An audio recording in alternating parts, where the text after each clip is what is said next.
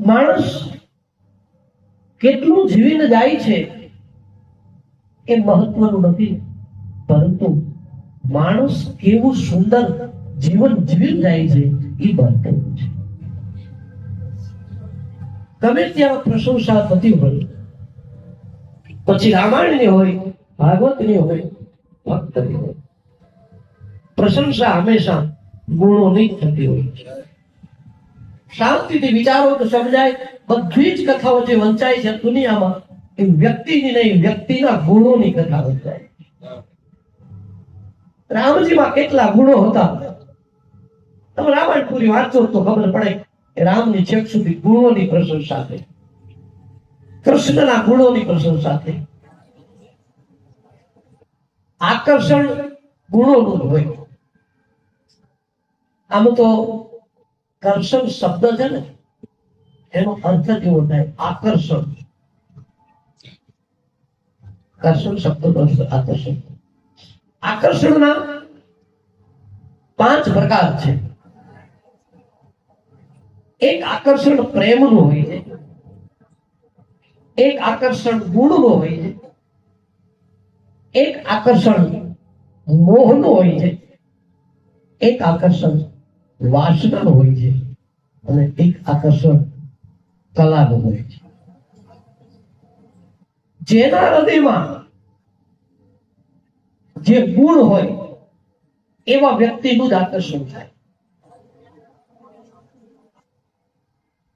વાસના એક આકર્ષણ કરે, પણ વાસના વાળો વ્યક્તિ હોય ને એની સામે ગુણવાન વ્યક્તિનું આકર્ષણ ન હોય, ભક્તોનું આકર્ષણ ન હોય.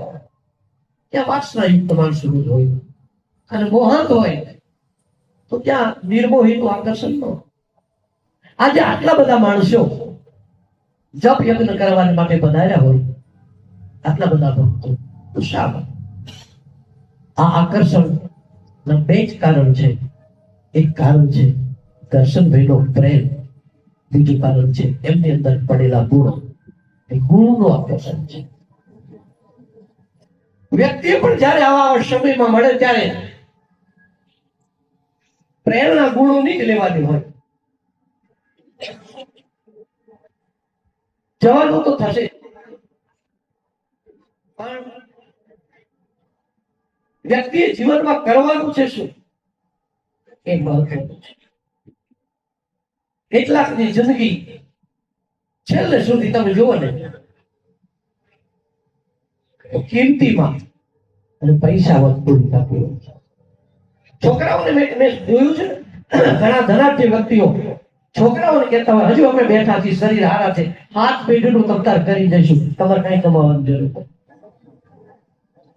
એને છેલ્લે ખબર પડે કે મારે શું કરવાનું હતું, મેં શું કર્યું. એટલે સંતો કહે, યાવત સ્વસ્થો યયમ દેહ યાવનશ્ચ મૃત્યુ દૂરતઃ તાવદામિ હિતમ કુર્યાતિ પ્રાણાંતે કિમ કરિષ્યતિ. તારું શરીર સ્વસ્થ છે, હજુ મૃત્યુ દૂર છે, ત્યાં સુધીમાં તું જેનો છું એનો થઈ જા. તારું લક્ષ્ય પરમાત્મામાં રાખ, પરમાત્માનો છું પરમાત્માનું બની જા, તો અંતકાળે તું પરમાત્માને મળીશ. પણ વિશિષ્ટ પ્રકારની આ માયા છે, અને એક સંઘને કારણે વ્યક્તિ એક સિંહ હોવા છતાં, આપણા ત્યાં કહેવત નથી, કથા બનેલી છે. ગોવાતીનો દીકરો જંગલમાં સિંહનું બચ્ચું નોખું પડી ગયેલું, એ બચ્ચાને લાવી ઘેટા બકરા ભેગું મોટું કર્યું. ઘેટા બકરા ભેગું મોટું થાય કેવું થાય? પોતાની જાતને ભૂલી ગયું કોણ છે. ઘેટા ચરવા જાય, પોતે ચરવા જાય, પાણી પીવે, ઘેટા બે એટલે બેહી જાય, ઘેટા હોય એટલે હોઈ જાય. અને એમ કરતા કરતા કરતા કરતા જુવાન થઈ ગયો, પોતાની નાતને ભૂલી ગયો, હું કોણ છું એ ભૂલી ગયો, પોતાની જાતને ઘેટું બાંધી દીધું. એક વખત જંગલમાં ગોવાથી સાથે નીકળેલો, અને સિંહ જોઈ ગયો, બારો નાખી લો, ઘેટા બકરામાં ક્યાંથી? પણ નકિયાને સોબત ફરી ગયું, નકિયાને સંગ ફરી ગયો. નહીતર આનો તો શિકાર કરી નાખે. અને એક ત્રાડ નાખીને સિંહની ત્રાણ સાંભળીને ઘેટા અને બકરા દોડ્યા તો પેલું સિંહ દોડ્યો, મને મારી નાખશે. સિંહ આડો ફેર્યો કે આ તો બધા બીવે એ ઘેટા બકરા છે, હું કે ઘેટું છે પૈસા જવા દો, મારા નાતીલા જાય છે. આ તારા નાતીલા નથી, તું મારો નાતીલો છો. હલવાઈ ગયો છું, પણ બીજું કઈ શબ્દ ફેર થઈ ગયો છે.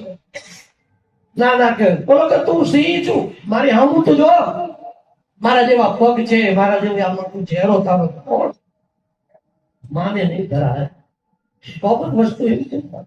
આખો ભાઈ ઉનાળામાં આવી ગયો, પછી એને લઈ ગયો સરોવરની કિનારે. હવે આમાં જોતો, એમાં નજર કરી, મારા તારા ચહેરામાં ફરક છે કે ના? હવે તો તું કે હું સિંહ છું, કોઈ ભૂલેલો જ ન હોય તો ત્રાડ નાખી, આવી ત્રાડ નાખ, પણ કોઈ નાખેલી જ નહીં. ઘેટા બકરા ભેગા રેલાય શું ત્રાડ નાખ્યું? 2-3 વખત કીધું ત્રાડ નાખ, નાખવા જાય પણ આવડે નહીં. 2-5 વખત ત્રાડ નાખીને ત્યાં જોરદાર ત્રાડ પડીને અને આખું જંગલ ગાયું. ત્યાં એને ખબર પડી હું તો સિંહ છું. ઘેટા બકરાના ટોળામાં આવી ગયો અને હું મારી જાતને ભૂલી ગયો. બસ આ સ્થિતિ આપી છે. મમે વાસો જીવનો કે જીવભૂત સનાતન. આ જીવ મારો અંશ છે. ભગવાન અવિનાશી છે તો આત્મા અવિનાશી છે. પરમાત્માને વૃદ્ધાવસ્થા નથી, આત્માને વૃદ્ધાવસ્થા નથી. રામ મરે તો મેં મરું, અરે નહીં તો મરે ભલા. અવિનાશી કા બાલકા મેં મરું ન મારા જાય. ઈશ્વર મરે તો હું મરું. એટલે આત્મા બુદ્ધિ બનતો નથી સાહેબ. આ મરે છે, જન્મે છે, એ તો દેહ છે, વાસના. આત્મા તો અજરબર છે. એટલે એ જીવનની અંદર પરમાત્માને પામેલો વ્યક્તિ હોય, એ ક્યાં શરીર છોડે છે, કેવી રીતે શરીર છોડે છે, તે મહત્વનું. સહજાનંદ સ્વામીએ સ્વમુખ એવું કહ્યું છે, મારો ભક્ત છે, ભક્તિ કરેલો ભગવાનને જ પામે. એ શરીર કઈ જગ્યાએ છોડે છે, કેવી રીતે છોડે છે, એ મહત્વનું નથી. કારણ પામવાનું જીવતા હોય છે પરમાત્મા. મૃત્યુ પછી નહીં. મૃત્યુ પછી તો આટલા બધા વ્યક્તિ પ્રાર્થના કરે અને એને જીવતા ન આવ્યું હોય, અવગતિઓ થયો હોય તો એને સદગતિ કદાચ આપી શકે, પણ પરમાત્માને તો જીવતા જ પામવાનું હોય. ભગવાન કહે છે મને પામેલો છે ને, શરીર ગમે ત્યાં છોડે, ગમે તે રીતે છોડે, એ તો નિમિત્ત દરેકનું હોય છે. કૃષ્ણનું નિમિત્ત કેવું હતું કલ્પના તો કરો. પાર્થિવનું બાણ વાગ્યું. ઘણા મહાપુરુષો આખી જિંદગી ભગવાનની સાથે પ્રેમ કર્યો, ભગવાનનું ભજન કર્યું, ટોયલેટમાં મૃત્યુ થયા છે. અને 420 નંબરના ચીટર ગુંડાઓ મંદિરમાં બેઠા બેઠા દેહ છોડ્યા છે. તો એ છોડે ભગવાનને પામ્યા છે? ક્યાં શરીર છોડે છે, કેવી રીતે, એ મહત્વનું નથી. જીવતા પરમાત્માને પામી ગયો એ મહત્વનું છે. અને એટલે જીવતા આ કરી લો, ભગવાનની ભક્તિ કરી લો, ભગવાનને પામી લો. આ સંતો બધા મને તમને જાગૃત કરવા માટે આવ્યા છે. કારણ કે જે જાગેલો એ જ બીજાને જગાડી શકે, સુતેલો બીજાને શું જગાડતો હતો? સંતો જગાડવા આવ્યા છે. તમે કોણ છો, અહીંયા કેમ આવ્યા છો, શું કરવાનું છે, શું કરી રહ્યા છો? આ તો ઓલા જેવું એક જણ આખી જિંદગી પૈસા જ કમાયેલા, કેટલા પૈસા કરતા કરતા ઘટપણ આવી ગયું અને પછી એને એવો ગુનો કર્યો, એમાં ફાંસીની સજા પડી. એટલે તારીખ આપી, આ તારીખે આ વ્યક્તિને ફાંસીની સજા આપવાની. જે દિવસે ફાંસીની સજા આપવાની હતી ને તે દિવસે હજારો માણસોની વેદની થઈ ગઈ. એમાં એક ભાઈ પેલા મળવા આવ્યો, જેને ફાંસી દેવાની હતી ને એનું મારે કે ખાસ કામ છે, એને મળવા દીધું. કે શું કામ? તો ભલા મારું મોડું થઈ ગયું તમને મળવાનું. કેમ? કે મારે એક જાહેરાત કરવાની. શું?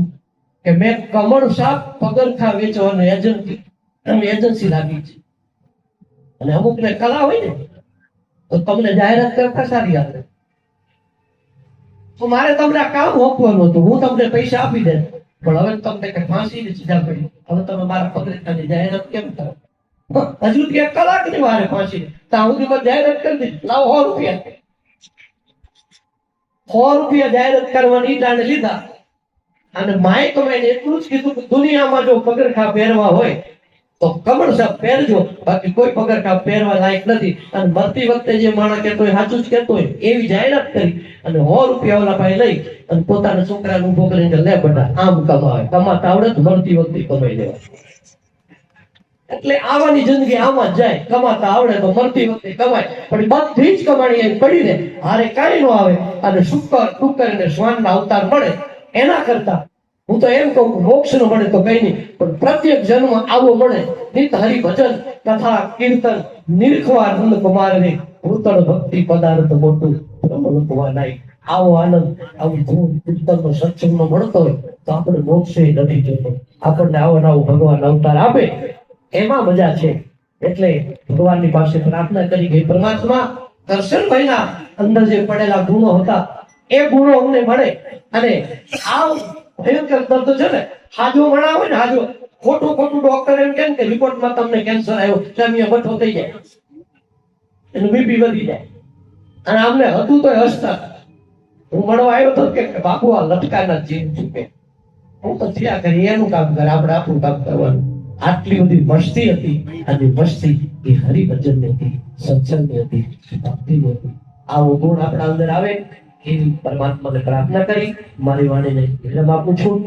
આશીર્વાદ આપવાની વાત કરી હતી, પણ છતાંય સ્વભાવ છે ને કે આશીર્વાદ તો બધા સંતો આપે, પણ રાજકારણી એક શિક્ષક ને કથા કરે, એના હાથમાં માઇક આવે એટલે ફૂલ મૂકે નહીં જરૂર, એટલે માફ કરજો તો માફ કરજો, જે કરવું છૂટી છે. તમને 2-4 મિનિટ થોડી વધારે લઈ લીધી છે. પરમાત્મા સૌને યજમાનો સુખીનો સંતો બધી રીતે તન મન તંદુરસ્ત બને, ભગવાનના ચરણમાં ખૂબ ખૂબ કદમ ભગવાન ભક્તિ મળે એવા આશીર્વાદ સાથે મારી વાણી વિરામ. એક વાર જોરદાર તારીખાનાથી પૂજ્ય ભગતરામ બાપુને વધાવી લઈએ. શોર્ટની અંદર પણ કહેવાય ને કે મને 2020 રહીમાં છે, પણ એ